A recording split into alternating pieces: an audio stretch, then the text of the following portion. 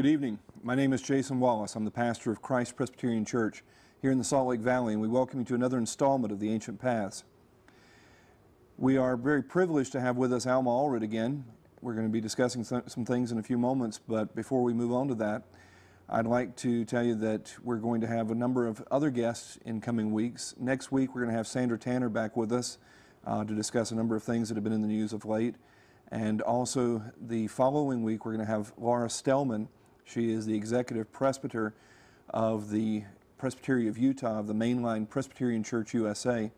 That denomination, which we are a different denomination, but that denomination at its last General Assembly basically approved the ordination of homosexuals and lesbians to being pastors. A number of things have happened since, and a number of things are expected at their upcoming General Assembly. They're going to be meeting between now and then. She's going to be discussing some of the backgrounds of the Mainline Presbyterian Church here and some of the things they're doing, and also what is actually taking place in some of these areas. We would like to invite you to worship with us. If you're looking for a church that takes God and His Word seriously, that understands the depth of our sins and the wonder of God's grace, then we encourage you to visit with us. We meet at 11 a.m. on Sunday mornings at 8630 West, 2700 South. That's Main Street, Magna, here in the Salt Lake Valley. And we have a mission work in Logan where we meet at 6:30 p.m. at 1315 East, 700 North in the Faith and Fellowship Center that we rent there. Well, it's a great privilege to have back with us Mr. Alma Allred. Alma has been introduced to you before as an instructor at the LDS Institute of Religion. He has stepped aside from that for sabbatical to pursue some writing. We're going to be talking tonight about polygamy, and Alma has done a great deal of research. He actually presented a paper to the Mormon History Association on polygamy a few years ago. And so it's a great honor to have someone of his caliber willing to sit down and talk about these things. Alma, great to have you with us. It's good to be back, Jason. Thank you. Now, for a lot of folks, the name Allred is sort of associated with polygamy, not in a more distant sense, but in a closer sense. You don't hear it quite as much as you hear some of the others, but now, are you, just for the sake of the audience, are you a polygamist? No, I'm not a polygamist. Despite the comments about my first wife. Yeah. Just a joke. But I am related to some Allreds who have been prominent in some of the fundamentalist factions. So, now, there's been a lot of confusion, I think, outside of Utah over what has been happening with the FLDS church. There's been a lot of reports in the news about the raid that took place in Texas on the Yearning for Zion ranch. And these people are polygamists, and a lot of people see a connection with the modern LDS church, but the modern Church of Jesus Christ of Latter-day Saints no longer practices polygamy. Polygamy in the Church of Jesus Christ of Latter-day Saints has not been doctrinal for over 100 years. And it's unfortunate that there's a tie there, that people see us, but I would take the position that they are further from our teachings and our beliefs than you are as a Presbyterian. Man, that's a stretch. It is. We have a clip from the 1998 General Conference where Gordon B. Hinckley addressed some of these things. I hope we can get that clip to hear on the air. He was addressing some of the confusion that was taking place then. State categorically that this church has nothing whatever to do with those practicing polygamy. They are not members of this church. Most of them have never been members. Now he goes on and talks about that the law is clear and that they cannot be obeying the law and violating the law at the same time. There's been a lot of categorical statements that have said it is not proper to practice polygamy within the modern LDS church. The question that I have, though, is how do modern Latter-day Saints reconcile that much of what you see is similar to pre-1890 Mormonism, or is it not? Yeah. I would say that it's not. The practice of polygamy, when it was a tenet of our religion, was very restricted. Men had to be called to take an additional wife. If you look at that in the perspective of many of these fundamentalist groups, everyone expects to become a polygamist. And around the turn of the century before this last one, the federal government did a survey and determined that there were only 3 to 4% of the population of the Mormons that were actively engaged in polygamy.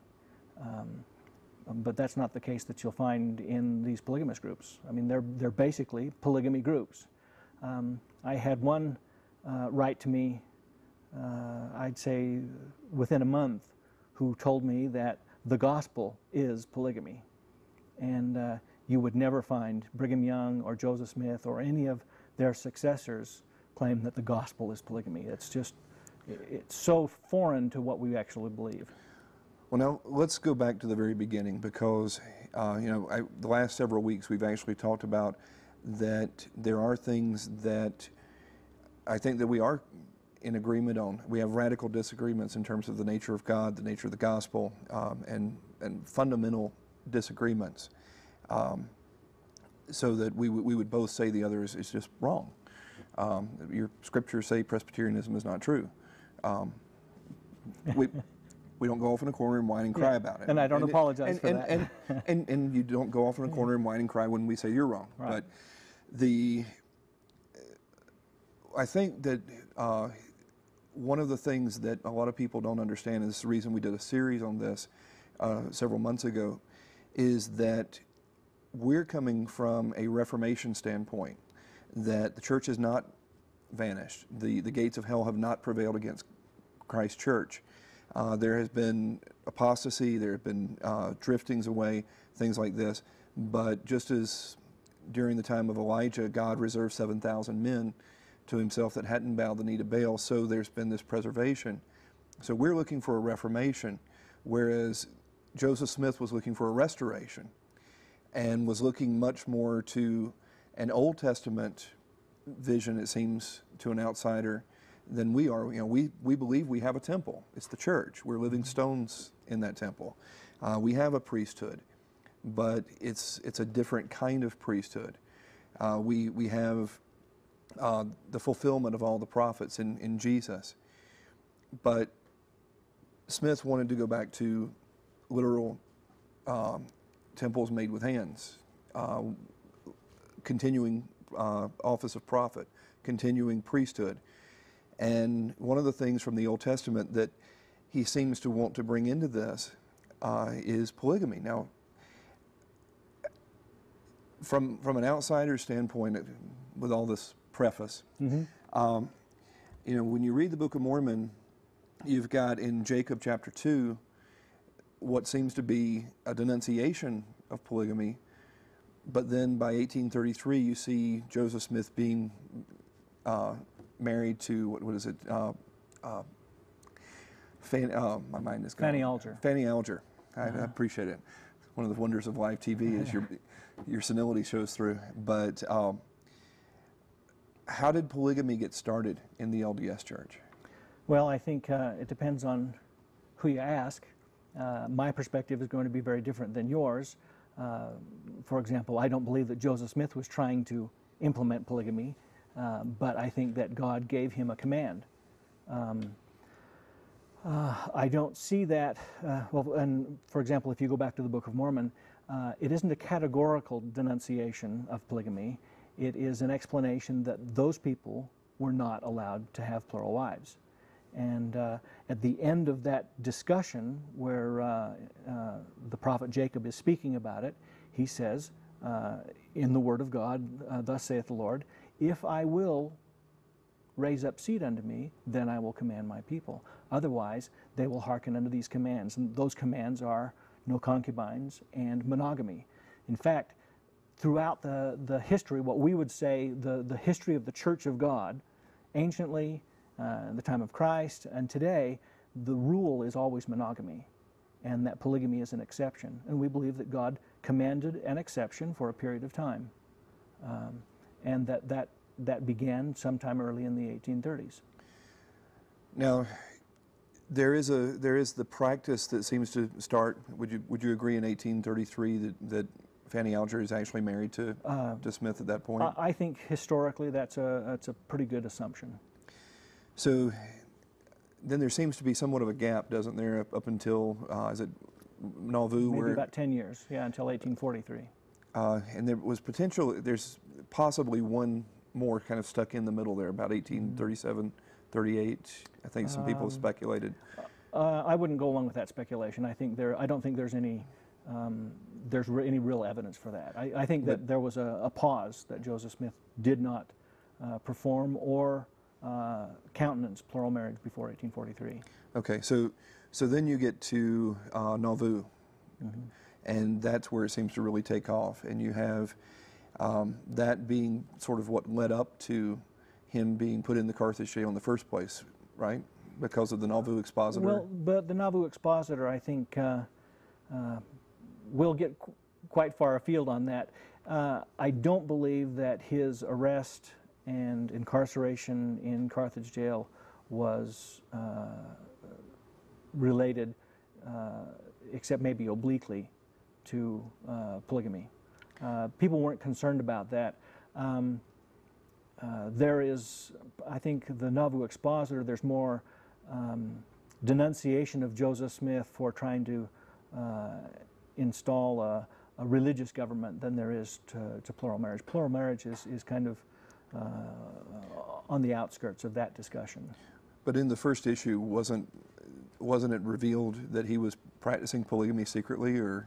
Yeah, I think they did refer to that, and they quoted a portion of the section in the Doctrine and Covenants that does refer to it. So there was some, I would say, ancillary reference to it. But I think if you read the whole issue, and it's the only issue that ever came out. He declared them a public nuisance and burned the press, right? Actually, the city council did that. But he was mayor, right? Yes. Okay. Not trying to press a point, That's but. Right. And they did not burn it. They dismantled it. Okay. So, how many plural wives did Joseph end up with in this Nauvoo period? I don't think it's really possible to determine that for a couple of reasons. One of those is the nature of sealing. People were sealed to Joseph Smith, and Joseph Smith taught that there had to be a connection between us and our ancestors throughout time. And he references the last verse of, I think, the 11th chapter of Hebrews, where it says, referring to those ancients who had gone before us, that they without us cannot be made perfect, and neither can we without them be made perfect.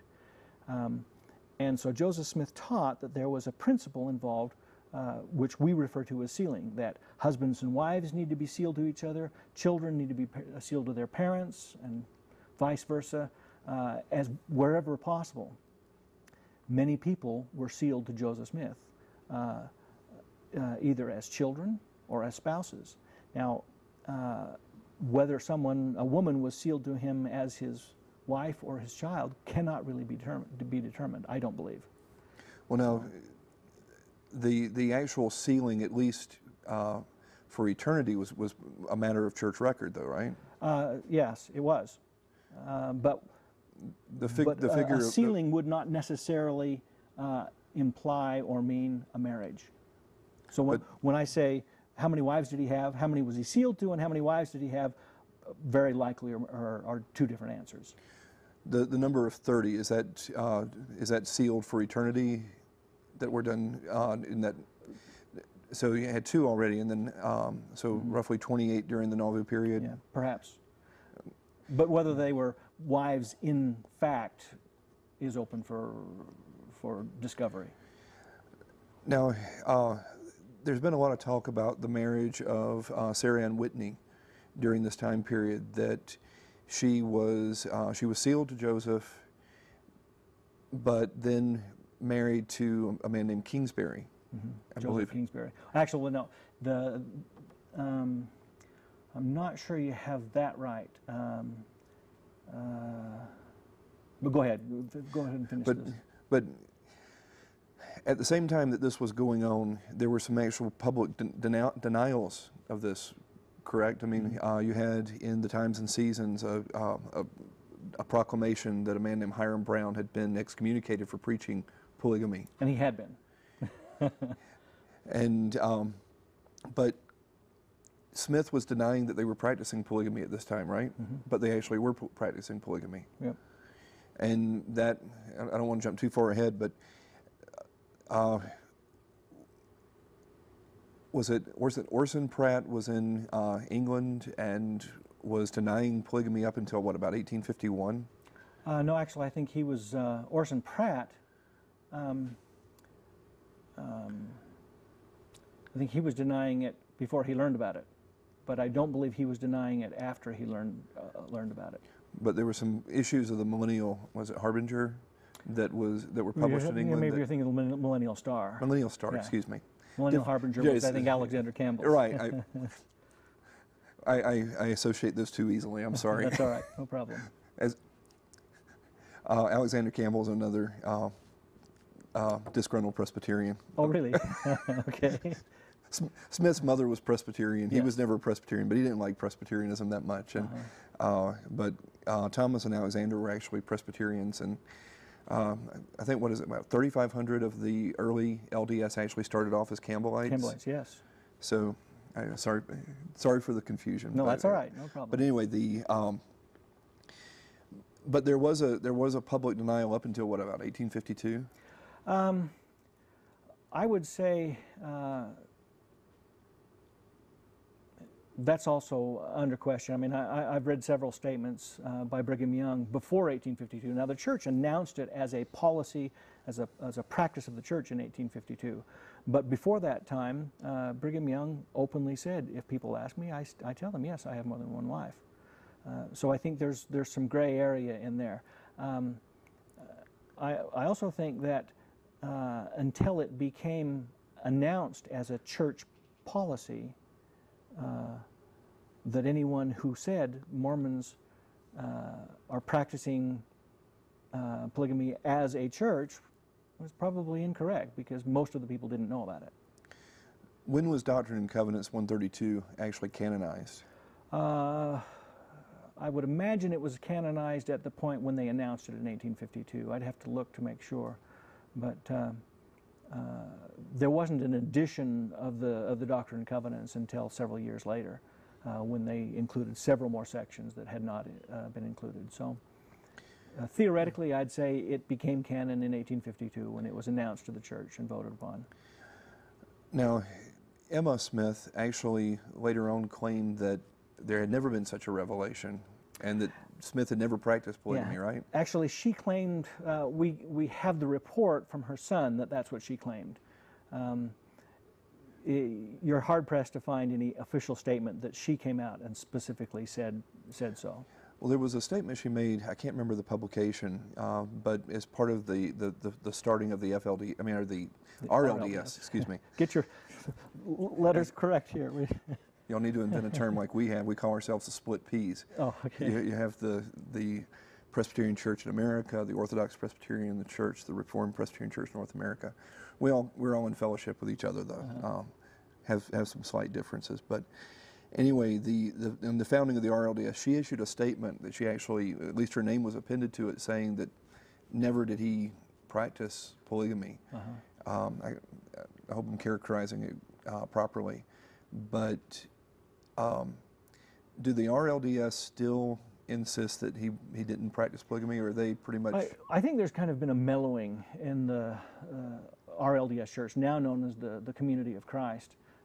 Initially, they were adamant that Joseph Smith had no connection to plural marriage. However, one of their members of their Quorum of 12 Apostles, Wymarian White, was the son of a plural wife of Lyman White. So I think they had to have known that there had been some things going on. But you also have to realize that the nucleus of the reorganized church came about from former LDS members who had not really been present for the large part in Nauvoo and weren't aware of Joseph Smith's doctrinal teachings during the Nauvoo period.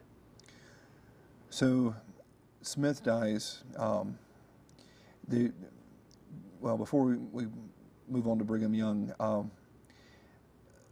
how do you deal with him being sealed to the wives of other men that were still alive? I say that those were not marriages; they were sealings. That he was. The premise behind sealing is that it's what we would call an ordinance of exaltation. Someone needs to have that ordinance performed for them. And in most of these cases, you'll find that the woman who was sealed to Joseph Smith was married to a man who was either not LDS, but she was LDS, or her husband had been excommunicated, had fallen into disrepute or dishonor among the church, and so they were sealed to Joseph Smith. Some authors have said, well, it had to be a marriage. I don't think there's any real evidence for that, particularly the fact that there has been no issue from any of those plural marriages from Joseph Smith, none. Well, Ann Eliza, I hope I'm remembering the name correctly, Ann Eliza Young, the wife number 19 of... Webb, Ann Eliza Webb Young? I think that's what it is, okay. I left out the Webb part, right. But Ann Eliza Young was Brigham Young's wife. She actually, in a book written after she left Brigham Young, claimed that Smith would go to women when their husbands were away on missions and things like this, and reveal that he needed to be sealed to them and consummate it. This is basically just looked on as sour grapes. I think one of those who, now Ann Eliza Webb Young came along late, but that was a pretty persistent theme by a lot of people who were unhappy with tenets of the LDS faith. John C. Bennett was one of them. He was claiming initially that that's what was going on. But there was a public trial held for John C. Bennett's membership, and Joseph Smith asked him publicly, did I ever teach you anything that was unvirtuous, or did I claim that anything except absolute virtue was appropriate? And John Bennett announced publicly, no, you did not. And I think there's something to be said about people who, after the fact, announce this is going on, rather than step forward and say, I've just come across this and it's inappropriate. I don't find it very believable. Some of the language in D&C 132 sounds like some of the language that you hear later, both within the LDS Church and outside from critics, in terms of all covenants being abolished that were not dealt with by the one who had the keys, by the LDS Church and through the prophet. Am I misreading that? Yeah, it doesn't ever say any covenants were abolished, other than it says that covenants that are not entered into by the authority of the priesthood and by the command of God don't have any effect after death. Now, there's a big difference there. I mean, a lot of people would think that, oh, this means that if I'm married and it wasn't done by the priesthood, I'm not legally married. No, you're legally married, but we perceive that marriage as ending at death. So you have the death of Smith. You have Brigham Young bring the bulk of the LDS Church to Utah. Polygamy is openly practiced from then on. Mm-hmm. You have the official pronouncement in 1852. And when I read Brigham Young, it seems that it's not an option to pursue polygamy, that he said that it was something that had to be done if you were to achieve celestial exaltation. Well, I think you've gone a little beyond the mark on that. I think that he did teach that those who were called to do so were expected to live it. My paternal, I think, my maternal great-great-grandfather was told by Brigham Young, "You're to marry these two women. They don't have a husband, they need a husband, you're to marry them." My own perspective says that he couldn't very well look at the prophet of God and say, "I'm not going to do that," and expect to enter into exaltation. But still, there were a host of men who never were expected to marry plurally. But were these men given hope of celestial exaltation under Brigham Young Absolutely. and John Taylor? If you read the 132nd section of the Doctrine and Covenants, which is the document defining plural marriage, in part of it, verse 19 specifies that a man who marries a woman by the correct authority and by the command of God will enter into exaltation if they remain faithful. And that's monogamy. I've pinned my hopes on that verse there. Now, you see the clear teaching during this time period between 1852 and 1890 of polygamy, not just being optional, at least for those that however it's defined, are called to it, they have to pursue it. But there's more and more pressure. First you have Lincoln in 1862 does the Merrill Anti-Bigamy Act. Then you have the Edmunds Actually, Act. he signs it, you're right, under his administration, correct. The Edmunds Act, the Edmunds-Tucker Act. Right, and so there's increasing pressure, and finally in 1890 with the Edmunds-Tucker Act, where the properties are being seized. Did they actually take possession of the Salt Lake Temple? They did not. Okay. But they took possession of most everything else. Okay. So the government seizes the properties, men were being locked up in prison, and then Wilford Woodruff was prophet at the time. He issues the manifesto saying that we're no longer going to practice polygamy. Pretty close. Yeah. Give me the more nuanced version. Well, basically what he says is that he has ceased. He says, "It is my counsel that members of the church no longer enter into marriages prohibited by the law of the land." Now, he didn't say we weren't going to no longer do anything illegal, because there were men who had been married to wives previous to any of this legislation, and he did not expect them to abandon their wives and their children for the sake of the law. That was a kind of a conundrum that many of the members of the church found themselves in, and so I think it was a little bit vague in that respect. 14 years later, though, a much less vague statement was issued by the then president of the church, Joseph F. Smith, who said it's to stop. No one is to enter into any plural marriages, and if they do, they will be excommunicated from the church. Now, during that interim of 14 years, it wasn't just that they were continuing to live with the wives they already had. There were still marriages that were taking place even among the LDS apostles, right? And one of those apostles was excommunicated for that. Another was disfellowshipped. But a lot of it was under the oversight of Joseph F. Smith and others, wasn't it? I think some historians make that claim, but my own grandfather took a plural wife in that interim period. Was that Byron? His name was Byron Harvey Jr. Okay. But the president of the church was not involved in that. It was one of these renegade apostles, and I really think there's a question as to whether or not the person who performed the marriage in Mexico knew that my grandfather already had a living wife. There are all kinds of... But now you had men like George Q. Cannon, who was holding position. He was in the first presidency, and his son, I forget the son's name. Was it Edmund or Albert? No, it's on the tip of my tongue. But anyway, I had it on the tip of my tongue too. But one of his sons was an apostle. Yes.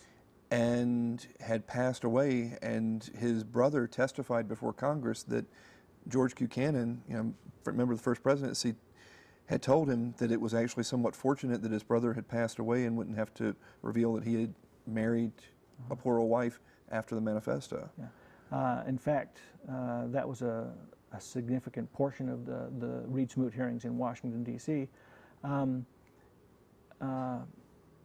I'll think of his name. It's on just for context there, for the folks that aren't aware, there was question whether to seat Reed-Smoot in the it was in the U.S. Senate, right, in 1904, and there were all these rumors. 1902. I think 1902. Yeah.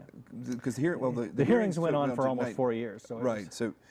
But it was what took place between 1902 and 1904 that led up to the second manifesto.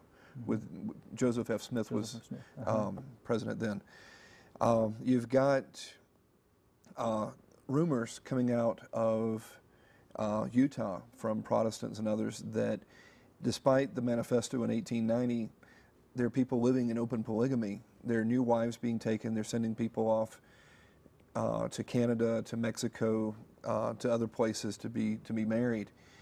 And so there were questions about whether to seat him, and they did these hearings, and they actually did, they called before the Senate a number of LDS leaders, like Joseph F. Smith, right? And Joseph F. Smith actually admitted he had been living in polygamy after the manifesto. Well, right? He made a distinction. He says, we're not practicing polygamy. We are not entering into new marriages. But he said, I have opted to live with my wives that I had before the laws were made prohibiting it. But there were some, even George Buchanan's son entered into after the manifesto. There were some. And in fact, I don't know why his name escapes me, but... Edmund? No. Anyway. I'll think of it as soon as the program is over.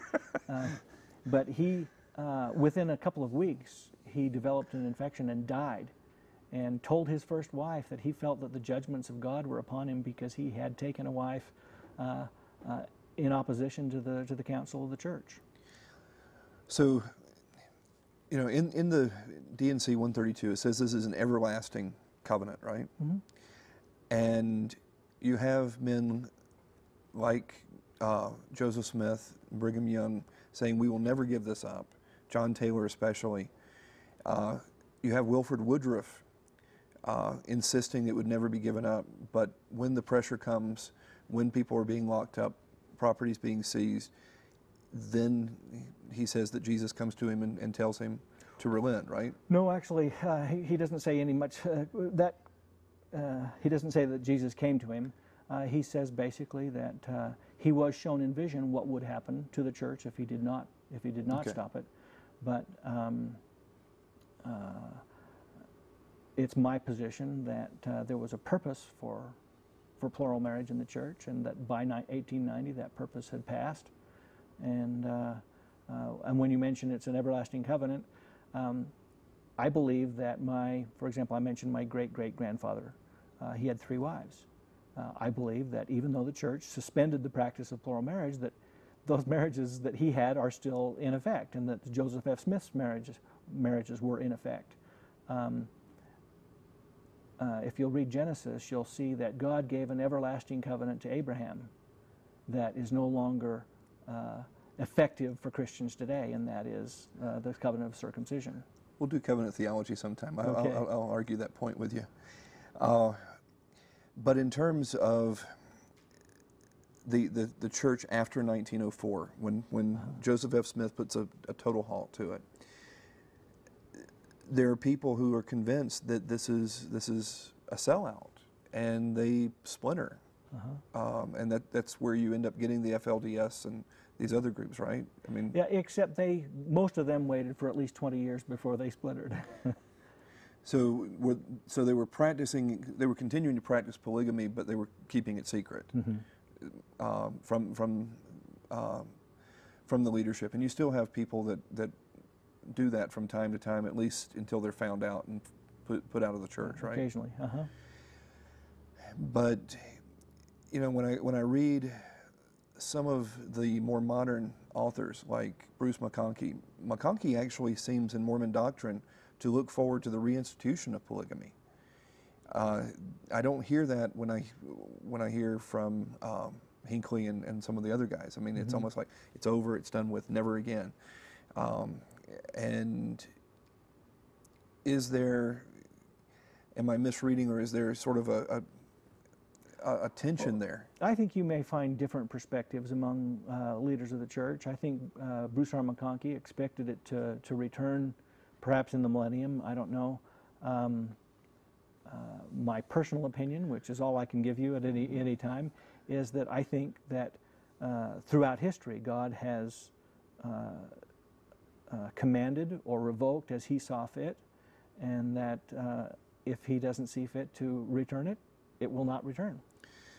Now, in the manifesto, or the context of the manifesto, I should say, you have Wilford Woodruff, who says he has this vision of what would happen to the church if they do not submit. There are places where polygamy is illegal. You know, the LDS church is no longer centered so much here, and people flocking to Zion, but rather you have churches all over the world.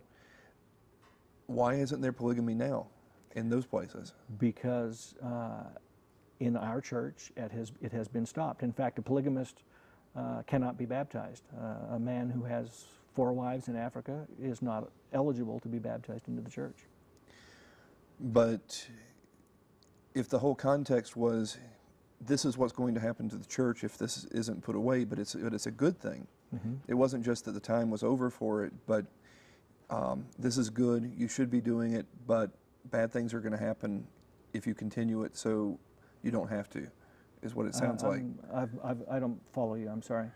I mean, it sounds like the whole context was that Woodruff is given this vision, if you continue down this road, here's what is going to happen to the church. And he relents under pressure. And I think that helps explain some of what you see in that interim period, even among the first presidency and the apostles. In 1904, it's finally put an end to. But the context was pressure from outside, it seems, not that this dispensation has run out and now we... And so if it was a good thing then, why isn't it, and there's no pressure now from the government. I mean, they're marrying homosexuals in California today. Yeah. I mean, the government's given up any kind of definition of marriage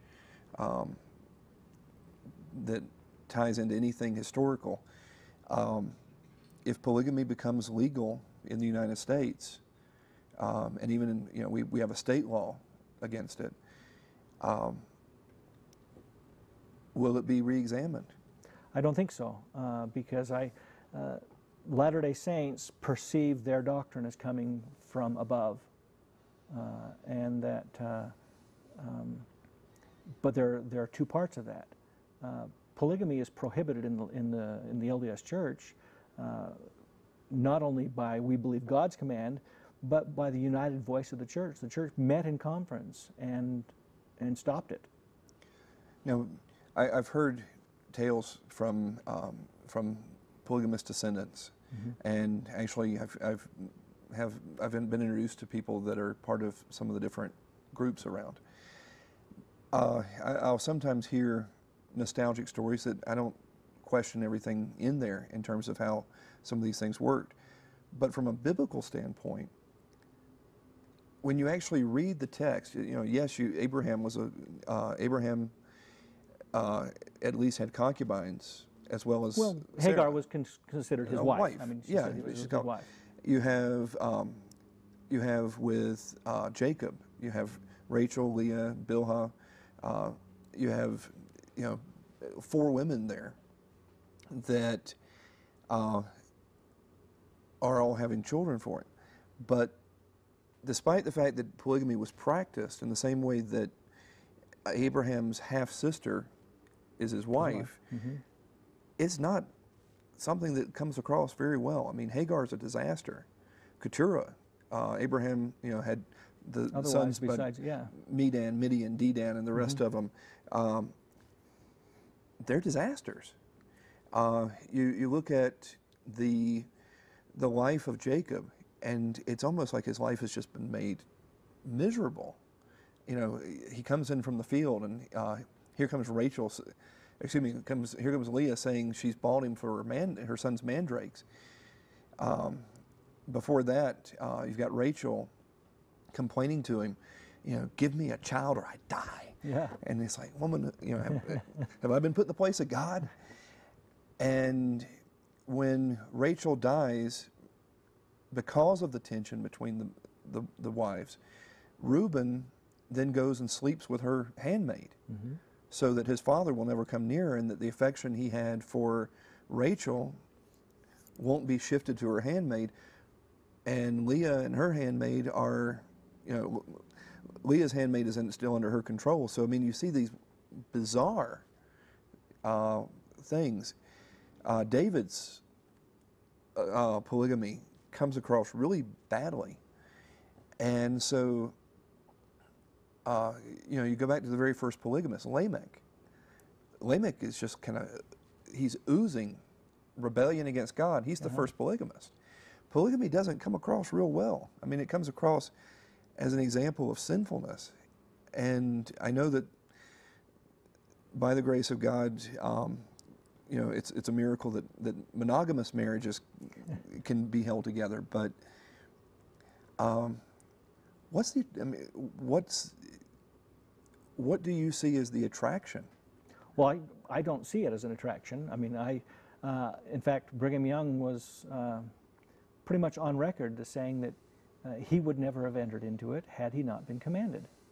And he ended up with, what, 56 wives, was it? Well, it depends on also how you count. And he had children by 19? Yeah, I would imagine that he actually had probably 19 or 20 wives, but he was sealed to many more. Well, if you'd like to join in the conversation, we invite you to call in. Our phone number here is 973-TV20. That's 973-8820.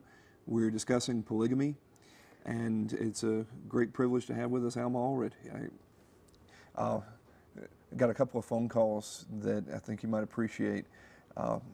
After our last interview, we had someone that actually was from the Kingston family that said that they were amazed. They said, you were talking about substantive things, but you were nice to each other. You were disagreeing, but you were nice. I was like, that's what we try to do. You know, we believe that we can have radical disagreements and yet be respectful to one another. And as long as you don't make me mad. I hadn't seen the Hulk yet, but if your eyes start turning green, I'll back up. But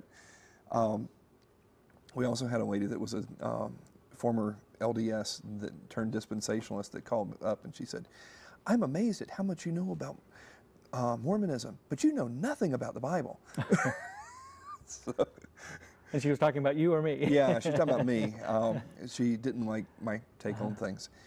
But we're getting a number of phone calls here, so we'll wait for him to get some information. Perhaps while we're waiting, sure. You had one question that I think I didn't quite answer.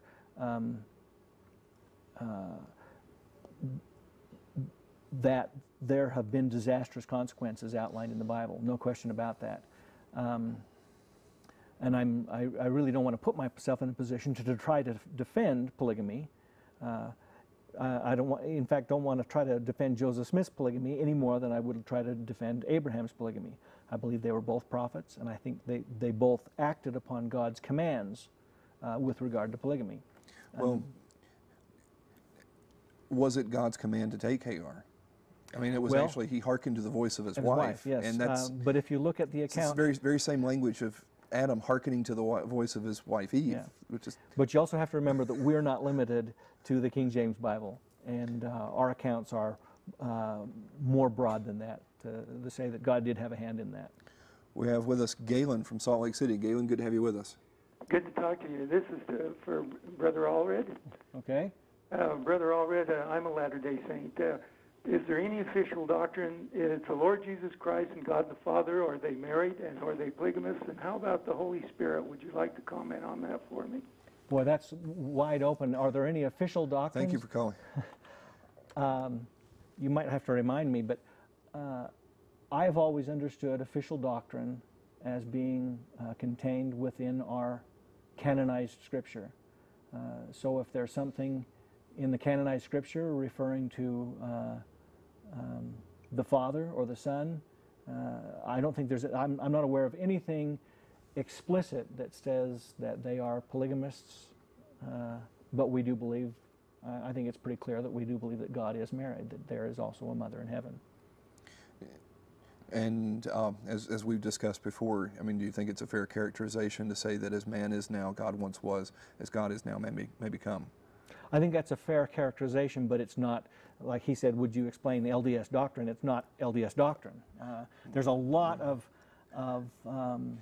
I have issues with canonical Mormonism because you don't define in a systematic way exactly what you believe. There's a context. I mean, there's statements made that can be taken in a host of different directions, but that context seems to be fairly limited by what's said by the prophets through your whole history. But I get people that say, oh, well, that can be taken to mean this. And it's like, it never has been. How can you claim, you know, you're, anyway, I'm sorry. I'm well, off on a tangent. that's okay. I apologize for not being a little more open on that last question. It was probably a very good question, but it's out of my league. We have with us Mike from Salt Lake City. Good to have you with us. Yeah, I just had a couple of comments. I don't know, you know, exactly the calling of Mr. Allred here. I am LDS, and I found his comment about plural marriage kind of being somewhat optional in the early church. It's just really not how I understand it. It's not how I've been taught. And I don't think that's really the position of the church at all. It's plural marriage is absolutely integral to the... I think you misunderstood him. I think he actually was saying that in that time period it was not optional. It was option. The qualification he made was that you had to be called to it. And everyone wasn't called to it. So in that case, you know, it wasn't, I'm not sure I even used the word optional, but it was not required of all members. In fact, there were some members who entered into it without that calling, and they were dealt with for their membership. W.W. Phelps was one who was excommunicated for adultery, for taking wives that were not authorized. And then you had a second part of your question. I'm sorry. I was just trying to clarify that. Are you still with us? Did we lose him? Apparently so. Sorry we lost you there. I didn't mean to cut you off, but you were laying a foundation for something that I didn't think was actually fair, because you did qualify what was being said there. We have Mike from Midvale with us. Mike, good to have you with us. Good. How are you guys doing tonight? Doing well, thanks. My question is why does there seem to be such a disconnect between the scholarly LDS on what they know about polygamy and the regular church members? Like my mom will tell me that polygamy started because so many men died on the trek here to Utah, and there was a bunch of Well, I think you're right. Some of those things come out as a result of ignorance. I think through the history of the church, a lot of people have tried to ascribe reasons for some things that they don't understand. I think clearly there was a preponderance of women among the early days of the church, but that does not explain why plural marriage began before many of the men were murdered. So I don't think that's a legitimate concept, but I think a lot of people like to rest on that, and they feel better about it. I tend to believe that the reasons, although they have not been made explicit, the best reason I think you could come up with scripturally is to have more children. My great-great-grandfather has, now this may sound strange, but he has over 40,000 descendants in the LDS Church today. Wow. Now, that's because my father was the last child of a very a much older man, but you'll find that the purpose of polygamy specified in the Book of Mormon is to raise up the numbers of the people, and it did. I'm curious, you made the statement earlier about how different the fundamentalist groups are. And yet, to an outsider, they seem to be simply practicing much of the same thing as before. How do they differ? I mean, well, except for that they're still practicing polygamy. There's a host of things. I would say, first of all, the nature of God, the nature of Scripture, the nature of authority. It is a firmly established concept in the Latter-day Saint Church that there is only one man on the earth at a time who has the keys of the priesthood, who can perform eternal marriages. You will not find that concept preached or understood among any of the fundamentalist groups. And there is a camaraderie among many of them where, oh yeah, as long as you're a polygamist, you're in fellowship with them. But even Joseph Smith is on record as having notified his brother that he did not have the right to perform marriages without his authorization. I don't know if I could emphasize that any more strongly, that the element of authority, as the church understands it, is totally disregarded by the fundamentalist groups.